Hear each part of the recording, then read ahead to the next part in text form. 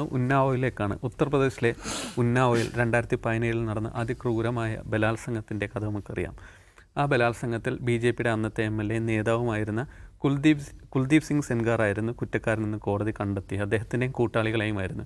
അദ്ദേഹത്തിന് കോടതി ജീവപര്യന്തം ശിക്ഷയും വിധിച്ചിരുന്നു വിചാരണ കോടതി. അതുകൂടാതെ ഇതിലെ അതിജീവിതയുടെ പിതാവിനെ കൊലപ്പെടുത്താൻ ശ്രമിച്ച ആ കേസിൽ അദ്ദേഹം കൊല്ലപ്പെടുകയുണ്ടായി. ആ കേസിൽ കൂടിയിട്ട് ഇദ്ദേഹത്തെ കുറ്റക്കാരനെന്ന് കണ്ടെത്തി കോടതി ശിക്ഷിക്കുകയുണ്ടായി. നിലവിൽ ജീവപര്യന്തം ശിക്ഷയോടൊപ്പം തന്നെ ഇതിൻ്റെ ശിക്ഷയും അദ്ദേഹം അനുഭവിക്കുന്നുണ്ടായിരുന്നു. ഈ കേസിൽ, ഈ നിലവിലുള്ള പീഡന കേസിൽ, ആ കേസിൽ അദ്ദേഹത്തിന് ഡൽഹി ഹൈക്കോടതിയിൽ നിന്ന് നിലവിൽ ആ ശിക്ഷ റദ്ദ് ചെയ്തിരിക്കുകയാണ്. ഇപ്പോൾ തൽക്കാലത്തേക്ക് മരവിപ്പിച്ച് ഈ നടപടിക്കെതിരെ കഴിഞ്ഞ ദിവസം ഡൽഹിയിൽ ഇന്ത്യ ഗേറ്റിൽ ഈ അതിജീവിതയും അവരുടെ മാതാവും ചേർന്നിട്ടൊരു പ്രതിഷേധം സംഘടിപ്പിക്കാൻ എത്തിയിരുന്നു. അവരോട് വളരെ ക്രൂരമായിട്ടാണ് നമ്മുടെ പോലീസ് സംവിധാനം പെരുമാറിയത്.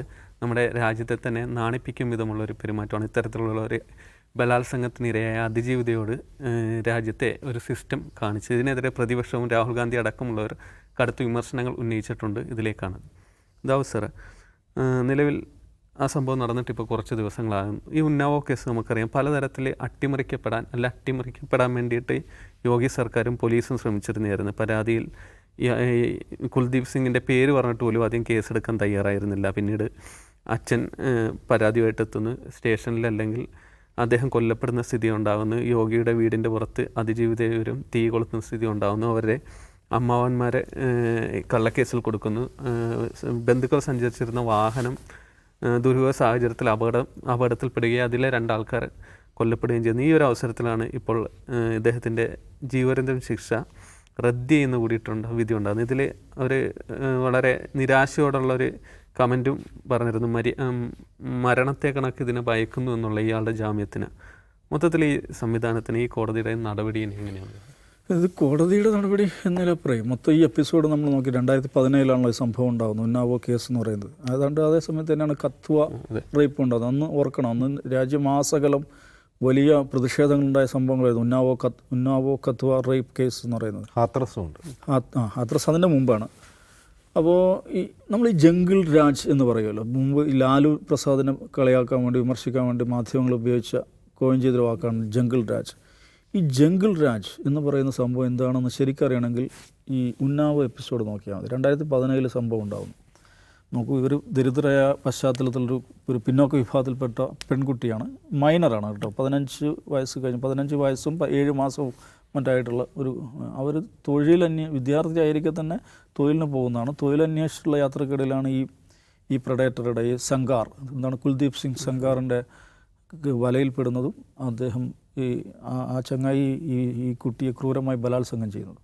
സാധാരണ എന്ന് വെച്ചാൽ തൊഴിലന്വേഷിച്ച് വരുന്ന ദരിദ്രയായ ഒരു കുട്ടി തങ്ങൾക്ക് ഈ നിലയ്ക്ക് ഉപയോഗിക്കാനുള്ളതാണ് എന്നുള്ളതാണ് ഈ വലിയ ജന്മിമാരും അവിടുത്തെ രാഷ്ട്രീയ പ്രഭുക്കന്മാരൊക്കെ വിചാരിക്കുന്നത്.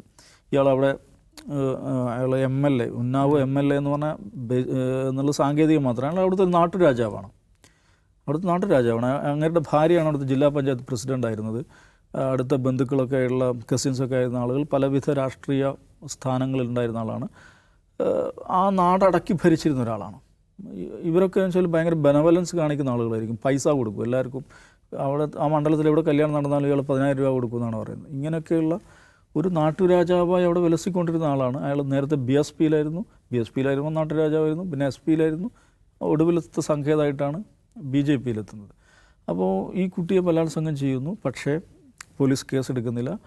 ഈ കുട്ടി ഭയങ്കരമായിട്ട് ഫൈറ്റ് ചെയ്യുന്നു. അപ്പോൾ അത് മനസ്സിലാക്കേണ്ട കാര്യമാണ്. നമുക്ക് ഇപ്പം ഈ ഗുജറാത്തിലെ ആ സ്ത്രീ ഉണ്ടല്ലോ, ബിൽക്കിസ് ബാനു. നമുക്ക് വിശ്വസിക്കാൻ പറ്റില്ല ചിലപ്പം. ബിൽക്കിസ് ബാനു എന്ന് പറഞ്ഞാൽ സാധാരണ വീട്ടമ്മയാണ്. വലിയ വിദ്യാഭ്യാസമോ വലിയ ഒരു എക്സ്പോഷറൊന്നും ഇല്ലാത്തൊരു സ്ത്രീയാണ്. പക്ഷേ ഒരു സംവിധാനം മൊത്തം, ഒരു ഫാസിസ്റ്റ് സംവിധാനം മൊത്തം നമുക്ക് അവരുടെ ആ ബലാത്സംഗം എന്ന് പറയുന്നത് തന്നെ അതിക്രൂരമായൊരു സംഗതിയാണ്. സാധാരണഗതിയിൽ മനുഷ്യർ തകർന്നു പോകുന്നതാണ്. സ്വന്തം കുഞ്ഞിനെ കാലിന് പിടിച്ച് കല്ലിനടിച്ച് കൊല്ലുന്ന കണ്ടു നിന്ന ഒരു ഗർഭിണിയായിരിക്കുക ബലാത്സംഗം ചെയ്യപ്പെട്ട സ്ത്രീയാണ്. പക്ഷെ അവർ ഫൈറ്റ് ചെയ്തു അവർ വിജയത്തിലെത്തുന്നു. എങ്ങനെയാണ് ഒരു വിദൂര ഗ്രാമത്തിൽ നിന്ന് വരുന്ന നിരക്ഷരയായ അല്ലെങ്കിൽ വലിയ വിദ്യാഭ്യാസമില്ലാത്ത ഒരു സ്ത്രീക്ക് ഇത് സാധിക്കുന്ന നമ്മൾ അത്ഭുതപ്പെടും. സമാനമായൊരു കാര്യമാണ് ഈ ഉന്നാവോ കേസിലും കാണുന്നത്. ആ പ്രദേശം മുഴുവൻ, അവിടുത്തെ പോലീസും സംവിധാനങ്ങളും മൊത്തം ഇവർക്കെതിരെ നിന്നിട്ടും ഇവർ ഫൈറ്റ് ചെയ്യുന്നു. അവസാനം കേസെടുക്കേണ്ടി വരുന്നു. കേസെടുത്തതിന് ശേഷവും അതിൽ നടപടികളാകാതെ വരുമ്പോൾ അവർ സമരം ചെയ്യുന്നുണ്ട്. അവർ അച്ഛൻ സമരം ചെയ്യുന്നുണ്ട്. അച്ഛനെ പിടിച്ച് അച്ഛനെ ഈ സംഘാറിൻ്റെ ബന്ധുക്കൾ മർദ്ദിക്കുന്നു. പിന്നെ മർദ്ദനമേറ്റ ആളെ പോലീസ് പിടിച്ച് ജയിലിൽ കൊണ്ടുപോയിടുന്നു. ജയിലിൽ കിടന്ന് ഇദ്ദേഹം മരിക്കുന്നു. നോക്കൂ, ബലാത്സംഗം ചെയ്യപ്പെടുന്നു. കുഞ്ഞു പ്രായത്തിൽ ബലാത്സംഗം ചെയ്യപ്പെടുന്നു. പോലീസിൻ്റെയും സംവിധാനങ്ങളെയും ഭാഗത്തുനിന്നുള്ള വലിയ സമ്മർദ്ദം ഉണ്ടാകുന്നു. അച്ഛൻ കൊല്ലപ്പെടുന്നു. ഇവർ പിന്നെ അവസാനം നിവൃത്തികേട് കൊണ്ട് യോഗി ആദിത്യനാഥിൻ്റെ വീട്ടിൻ്റെ മുമ്പിൽ പോയി സ്വയം തീ കൊളുത്തുന്നുണ്ട്. ഇങ്ങനെയൊക്കെ ഒരു അനുഭവം ഇന്ത്യയിൽ ഉണ്ടാകുമെന്നാണ് ആലോചിച്ച് നോക്കൂ. തീ കൊളുത്തുന്നു. പിന്നെ ഈ കേസുമായി ബന്ധപ്പെട്ട് പിന്നെ ഒരു യാത്രക്കിടെ അവരുടെ കുടുംബക്കാരും വക്കീലും ഇവരുള്ള വാഹനത്തിനാണ് ട്രക്ക് ഇടിക്കുന്നത്. 2 ബന്ധുക്കൾ മരിക്കുന്നു. ഇവർക്ക് പരിക്കേൽക്കുന്നു. ഇവരുടെ വക്കീലിനും പരിക്കേൽക്കുന്നു. ഇങ്ങനെയൊക്കെ ആയിട്ടും അത് അത്ഭുതകരമായുള്ളൊരു കാര്യമാണ്. ഈ മനുഷ്യർ ദുർബലരെന്ന് നമ്മൾ വിചാരിക്കുന്ന ഈ മനുഷ്യരുണ്ടല്ലോ, അവർക്ക് എവിടെ നിന്നാണ് ഈ ഫൈറ്റിംഗ് സ്പിരിറ്റ് കിട്ടുന്ന ഒരു സംഗതിയുണ്ട്. അവർ ഫൈറ്റ് ചെയ്തുകൊണ്ടിരുന്നു. അവസാനം എന്താ സംഭവിക്കുന്നത് അറിയോ? സുപ്രീം കോടതി നേരിട്ട് ഒരു സുപ്രീം കോടതി ചീഫ് ജസ്റ്റിസിന് കത്തയക്കുന്നു. സുപ്രീം കോടതി നേരിട്ട് ഇടപെട്ട് കേസ് മുഴുവൻ അങ്ങോട്ട് മാറ്റുന്നു. UP വേണ്ട. ഇത് ബിൽക്കിസ് ബാനുവിൻ്റെ കാര്യത്തിന് സംഭവിച്ചതാണ്. മൊത്തം കേസ് ബോംബെ ഹൈക്കോടതിയിലേക്ക് മാറ്റി. ഇത് കേസ് അപ്പടി ഫയലെല്ലാം എങ്ങോട്ട് കൊണ്ടുവരുന്നു? ഡൽഹി ഹൈക്കോടതിയിലേക്ക് കൊണ്ടുവരുന്നു. CBI അന്വേഷണം ഏറ്റെടുക്കുന്നു. അപ്പോൾ അതൊരു ഒരു പ്രധാനപ്പെട്ട സ്റ്റെപ്പായിരുന്നു. നോക്കൂ, യു പിയിലെ കോടതികളിൽ ഇതിൻ്റെ വിചാരണ വേണ്ട എന്ന് സുപ്രീം കോടതി തീരുമാനിക്കുമ്പോൾ തന്നെ അതിൻ്റെ സന്ദേശം എന്താണ്?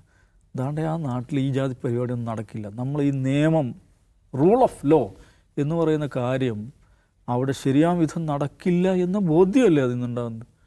അങ്ങനെ ആ നടപടികൾക്കൊടുവിൽ 2018 ഇവന് ജീവപര്യന്തം തടവ് വിധിക്കുകയാണ് ഹൈക്കോടതി.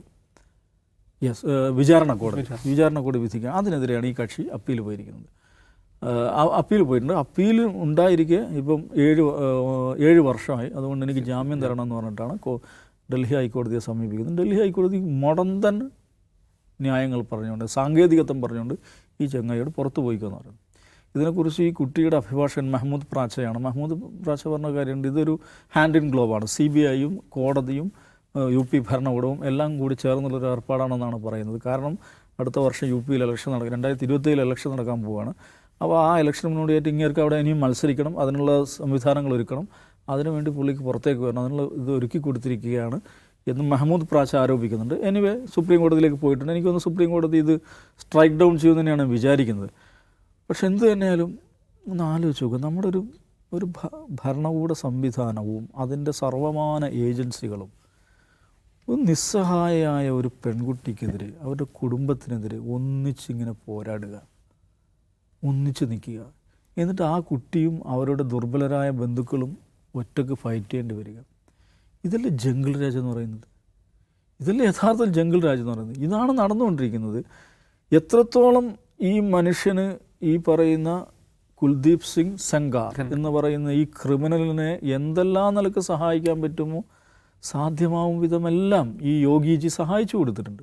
പക്ഷെ നിയമം പല നിലയിൽ നിയമം വളഞ്ഞു പിടിച്ചപ്പം രക്ഷപ്പെടുത്താൻ പറ്റാതെ പോയതാണ്. പക്ഷെ അപ്പോഴും ഈ ഒരു യോഗിയായ കാഷായ വസ്ത്രം ധരിച്ച ഒരു മനുഷ്യൻ മുഖ്യമന്ത്രി കസേരയിൽ ഇരുന്നിട്ട് അദ്ദേഹവും അദ്ദേഹത്തിൻ്റെ സംവിധാനങ്ങളും ഒരു ക്രിമിനലിനെ സംരക്ഷിക്കാൻ വേണ്ടി, നിസ്സഹായ ഒരു പെൺകുട്ടിയെ നശിപ്പിക്കാൻ വേണ്ടി ഒരു എസ്റ്റാബ്ലിഷ്മെൻറ്റ് മൊത്തം ശ്രമിച്ചതിൻ്റെ ഭീകരമായ കഥയാണ് ഉന്നാവോ കഥ എന്ന് പറയുന്നത്. ഇതേ ഉന്നാവോയിൽ ഇതിന് 2019 മറ്റൊരു കുപ്രസിദ്ധമായ ബലാത്സംഗം ഉണ്ടാകുന്നുണ്ട്. ബലാത്സംഗത്തിനിരയായ ആ ഇരയെ കത്തിച്ച് കളയുകയാണ് ചെയ്തത്. അപ്പോൾ ജംഗിൾ രാജിൽ തന്നെയാണ് നമ്മളിപ്പോഴും ഉള്ളത് എന്നതിൻ്റെ ഒടുവിലത്തെ ഉദാഹരണമായിട്ടാണ് ഇതിനെ കാണുന്നത്. അതെ അജിംസ്, ഈ അതിജീവിതയും അമ്മയും കൂടിയിട്ട് ഡൽഹിയിൽ ഇന്ത്യ ഗേറ്റിന് മുന്നിൽ പ്രൊട്ടസ്റ്റിനെത്തുമ്പോൾ അവരെ വണ്ടിയിൽ നിന്ന് തള്ളിയിടാൻ ശ്രമിച്ചു അല്ലെ കൊണ്ടുപോകുന്നതിനിടെ വളരെ മോശമായിട്ടും അതിക്രൂരമായിട്ടുമാണ് ഈ പോലീസ് പെരുമാറിയെന്ന് പറയുന്നുണ്ട്. CRPF ആണ് പെരുമാറിയെന്ന് പറയുന്നുണ്ട്. ശരിക്കും നമുക്കറിയാം രാജ്യത്തെ ഞെട്ടിച്ചൊരു കേസ് കൂടിയിട്ടാണ്. അവരോടുള്ള അത്തരത്തിലുള്ള ഒരു സിസ്റ്റത്തിൻ്റെ ഒരു പെരുമാറ്റത്തിനെയൊക്കെ എങ്ങനെയാണ് കാണുന്നത്? ഉത്തരേന്ത്യയിലെ ദളിത് പെൺകുട്ടികളുടെ ജീവിതം, അവരുടെ ഒരു ദൈനംദിന ജീവിതമാണിത്. നമ്മളിപ്പോൾ സംസാരിച്ചുകൊണ്ടിരിക്കുമ്പോഴും ഉത്തരേന്ത്യയിലെ ഏതോ ഗ്രാമത്തിൽ ഏതോ ദളിത് പെൺകുട്ടി റേപ്പ് ചെയ്യപ്പെടുന്നുണ്ടാവും. പക്ഷേ അത് വാർത്ത പോലും ആവുന്നില്ല. ഈ ഉന്നാവോ, ഹാത്രസ്, കത്വ ഈ 3 കേസുകൾ ദേശീയ മാധ്യമങ്ങൾ ഏറ്റെടുക്കുകയും അത് വലിയ പ്രൊട്ടസ്റ്റ് ആവാനുള്ള കാരണം എന്താണ്? ആ സമയത്ത് മോദിജി ഒരു പുതിയ മുദ്രാവാക്യം മുന്നോട്ട് വച്ചിരുന്നു, ബേട്ടി പഠാവോ ബേട്ടി ബച്ചാവോ. അപ്പോൾ ഈ മുദ്രാവാക്യം അദ്ദേഹം കാര്യമായി പ്രചരിപ്പിച്ചുകൊണ്ടിരുന്ന സമയത്താണ് ഈ 3 സംഭവങ്ങൾ ഉണ്ടാകുന്നത്. അപ്പോൾ ഇത് നേരെ കോൺട്രാസ്റ്റാണല്ലോ ഇത്. അത് ബേട്ടി പഠാവോ എന്ന് വൃത്തിയായിട്ട് മോദിജി പറയുന്നില്ല, ബേട്ടി പട്ടാവോ എന്നൊക്കെയാണ് പറയുന്നത്, അതിനർത്ഥം വേറെയാണ്. അപ്പോൾ ഈ മുദ്രാവാക്യം കാര്യമായി അതിന് തന്നെ കോടിക്കണക്കിന് രൂപ അതിൻ്റെ പരസ്യത്തിന് തന്നെ ചിലവഴിച്ചു. ആ പദ്ധതിക്ക് ചിലവഴിച്ചതിനേക്കാൾ കൂടുതൽ അതിൻ്റെ പരസ്യത്തിന് വേണ്ടി ചിലവഴിച്ചു എന്ന് ക്രിറ്റിസിസം നിലനിൽക്കുമ്പോഴാണ് ഈ 3 റേപ്പ് കേസുകൾ വരുന്നത്. അതും പ്രായപൂർത്തിയാകാത്ത പെൺകുട്ടികൾ, ദലിത് പെൺകുട്ടികൾ. കത്വയിലും കൊല്ലപ്പെട്ടത് ദലിത് പെൺകുട്ടിയാണ്, ട്രൈബാണ്. അപ്പോൾ ഈ സംഭവം അതുകൊണ്ടാണത് ആളിപ്പടർന്നത്, അത്ര വലിയ പ്രൊട്ടസ്റ്റ് ഉണ്ടായതും. പിന്നെ മറ്റൊന്ന്, ഈ പെൺകുട്ടിയുടെ പിതാവ് സമരരംഗത്ത് വരുന്നു. ഇതിൽ രസം എന്താണെന്ന് വെച്ചാൽ ഈ സെൻഗർ ഇടപെട്ടിട്ട് ഈ പെൺകുട്ടിയെ റേപ്പ് ചെയ്തത് ഈ കുട്ടിയുടെ പിതാവ് തന്നെയാണെന്ന് പറഞ്ഞിട്ട് മറ്റൊരു കേസ് ഉണ്ടാക്കാൻ ശ്രമിച്ചിരുന്നു. അതിനെതിരെയാണ് ഈ പെൺകുട്ടി എന്ത് ചെയ്യുന്നത്, യോഗിയുടെ ഓഫീസിന് മുമ്പിൽ പോയി ആത്മാഹുതി ശ്രമം നടത്തുന്നത്. എന്നിട്ട് ആ കേസ് ഡൽഹിയിലേക്ക് കൊണ്ടുവരികയാണ് ചെയ്യുന്നത്. ഇതിലെ ഈ ഹൈക്കോടതി വിധി തീർച്ചയായിട്ടും നമ്മൾ എന്താണോ സെൻഗറിനെ രക്ഷിക്കാൻ വേണ്ടി UP ഭരണകൂടവും BJPയും ചേർന്ന് ശ്രമിച്ചത്, അതിൻ്റെ മറ്റൊരു ഉദാഹരണമാണ് ഇപ്പോൾ ഹൈക്കോടതി കാണുന്നത്. അതിൻ്റെ കാരണം, ഇയാൾക്ക് ഈ സംഭവം നടന്നത് 2017 2018 ഇയാൾ അറസ്റ്റ് ചെയ്യുന്നത്. അറസ്റ്റ് ചെയ്ത് ഇയാൾക്കെതിരെ കുറ്റപത്രം കൊടുത്തു കഴിഞ്ഞിട്ട് BJP സ്പോക്ക് പേഴ്സണോട് മാധ്യമങ്ങൾ ചോദിക്കുകയാണ്, അയാൾ ഇപ്പോഴും പാർട്ടിയിലുണ്ടല്ലോ, നിങ്ങൾ അയാളെ പുറത്താക്കാത്തത് എന്താണ്? അപ്പോൾ BJPയുടെ മറുപടി എന്താണെന്ന് വെച്ചാൽ, അത് വളരെ പെട്ടെന്നുള്ളൊരു തീരുമാനമായിപ്പോൾ, കുറച്ചൊരു വിവരങ്ങൾ വരാനുണ്ടെന്നാണ്. ഇയാൾക്കെതിരെ CBI കുറ്റപത്രം കൊടുത്ത് ഇയാൾ അറസ്റ്റ് ചെയ്ത് കുറ്റപത്രം കൊടുത്തു. എന്നിട്ട് ഇയാളെ പാർട്ടി പുറത്താക്കുന്ന എപ്പോഴാണെന്ന് അറിയോ? 2019 ഈ പെൺകുട്ടിയും കുടുംബവും സഞ്ചരിക്കുന്ന വാഹനത്തെ ട്രക്ക് ഇടിപ്പിച്ച് കൊല്ലാൻ ശ്രമിക്കുന്ന ഇൻസിഡൻറ്റ് ഉണ്ടാവും. അതിനെതിരെ വലിയ രോഷം ഉണ്ടാവുകയും ചെയ്യുന്ന സമയത്ത്, ആ സമയത്താണ് അതിൻ്റെ കത്വ ഉണ്ടാകുന്നതെന്ന് തോന്നുന്നു. ഹാത്രസ് സംഭവിക്കുന്നത് 2020 അപ്പോഴാണ് ഇയാളെ പാർട്ടിയിൽ നിന്ന് പുറത്താക്കാൻ BJP തയ്യാറാവുന്നത്. അതായത് ഇയാൾക്കെതിരെ കുറ്റപത്രം, CBI കൊടുത്ത കുറ്റപത്രം കൊടുത്തിട്ട് പോലും BJPയിൽ നിന്ന് പുറത്താക്കാൻ BJP തയ്യാറായില്ല എന്ന് പറഞ്ഞാൽ, ഇപ്പോൾ ഹൈക്കോടതിയിൽ എന്താണ് നടന്നതെന്നുള്ളൊരു ഉത്തരം നമുക്ക് കിട്ടും. ഹൈക്കോടതിയുടെ ഈ ഇയാളെ ബെയിലിൽ പുറത്തു വിടുകയാണ്. ബെയിലിൽ പറഞ്ഞിരുന്ന കാര്യം, ഈ പെൺകുട്ടിയുടെ വീടിരിക്കുന്നതിന് 5 കിലോമീറ്റർ പരിധിയിൽ അയാൾ പ്രവേശിക്കാൻ പാടില്ല എന്നാണ്. ഈ പെൺകുട്ടിയെ വണ്ടി ഇടിച്ചു കൊല്ലാൻ ശ്രമിച്ചത് എത്ര കിലോമീറ്റർ ആയാലും അയാൾ എവിടെ ഇരുന്നാൽ എന്താണ്? അയാൾ ജയിലിലിരുന്നാണ് ആ പണി ചെയ്തത്. ഈ വണ്ടി ഇടിച്ച് കുടുംബത്തെ കൊല്ലാൻ ശ്രമിച്ചത്. എന്നിട്ട് കോടതി പറയാണ് ആ പെൺകുട്ടിയുടെ 5 കിലോമീറ്റർ പരിധിയിലേക്ക് ഇയാൾ പോരുന്നത്. ഇയാൾ എന്തിനു പോകണം? അവരെ അപായപ്പെടുത്താൻ. അപ്പോൾ വളരെ ഇൻസെൻസിറ്റീവ് ആയിട്ടുള്ളൊരു നടപടിയാണ് ഹൈക്കോടതിയിൽ നിന്നുണ്ടായിട്ടുള്ളത്. സുപ്രീം കോടതി സാധാരണ രീതിയിൽ സ്ട്രൈക്ക് ഡൗൺ ചെയ്യേണ്ടതാണ്. എന്തുണ്ടാവുന്നത് കാണാം, കാരണം പുതിയ കാലമാണ്, എന്താ സംഭവിക്കുക നമുക്കറിയില്ല. പക്ഷേ ഇവിടെ നമ്മൾ ശ്രദ്ധിക്കേണ്ട ഒരു കാര്യം, ഇതൊരു നിത്യസംഭവമാണ്. ഇന്ത്യയിലെ ദളിത് സമുദായങ്ങൾക്ക് നിത്യമായി കാണും. നമ്മൾ എത്രയോ സിനിമകൾ അതിന് ശേഷം വന്നു. ഇപ്പോൾ ഈ ഉന്നാവോ, ഹാത്രസ്, കത്വ വിഷയ സംഭവങ്ങൾ ഉണ്ടായതിനു ശേഷം സെയിം ഫോർമാറ്റിൽ എത്ര സിനിമകളാണ് വന്നിട്ടുള്ളത്. ഇപ്പോൾ ഏറ്റവും കൂടുതൽ IFFKയിൽ പ്രദർശനാനുമതി നിഷേധിച്ച സന്തോഷ് പോലും ഏതാണ്ട് അതേ പ്രമേയമാണ്. ആർട്ടിക്കിൾ 370 UPയിലെ ഈ ഉന്നാവോ അല്ല, ഹാത്രസ് കേസുമായി ബന്ധപ്പെട്ടാണ് സിനിമ ഇറങ്ങിയത്. അപ്പോൾ ഇത്രയും സിനിമകളൊക്കെ ഇറങ്ങി, ഇത്രയും സമൂഹം ഇതേക്കുറിച്ച് പ്രതികരിക്കാൻ തുടങ്ങിയിട്ട് പോലും അതിലെന്തെങ്കിലും മാറ്റം ഉണ്ടാവുമെന്ന് തോന്നുന്നില്ല. അവിടെയാണ് നമ്മൾ വീണ്ടും പറയുന്നത്, എന്തുകൊണ്ടാണ് ഇന്ത്യൻ രാഷ്ട്രീയം പറയുമ്പോൾ ജാതിയെക്കുറിച്ച് പറയേണ്ടി വരുന്നത്? ജാതിയാണ് ഇതിൻ്റെ പ്രധാനപ്പെട്ട കാരണം. അതല്ലാതെ ഇവർ മാത്രം എന്തുകൊണ്ട് ആക്രമിക്കപ്പെടുന്നു, അല്ലെങ്കിൽ കൂടുതൽ ദളിത് പെൺകുട്ടികൾ എന്തുകൊണ്ട് ആക്രമിക്കപ്പെടുന്നു എന്ന് വെച്ചാൽ അതിൻ്റെ പ്രധാനപ്പെട്ട കാരണം ജാതിയാണ്. അപ്പോൾ ജാതിയെക്കുറിച്ച് സംസാരിക്കുമ്പോൾ അത് വർഗീയത പറയുന്നതാണ് എന്ന് തിരിച്ചാക്ഷേപിച്ചൊരു കാര്യമില്ല. അതൊരു ഇന്ത്യൻ യാഥാർത്ഥ്യമാണ്. അത് എപ്പോഴും പറഞ്ഞുകൊണ്ടേ ഇരുന്നേ മതിയാവും.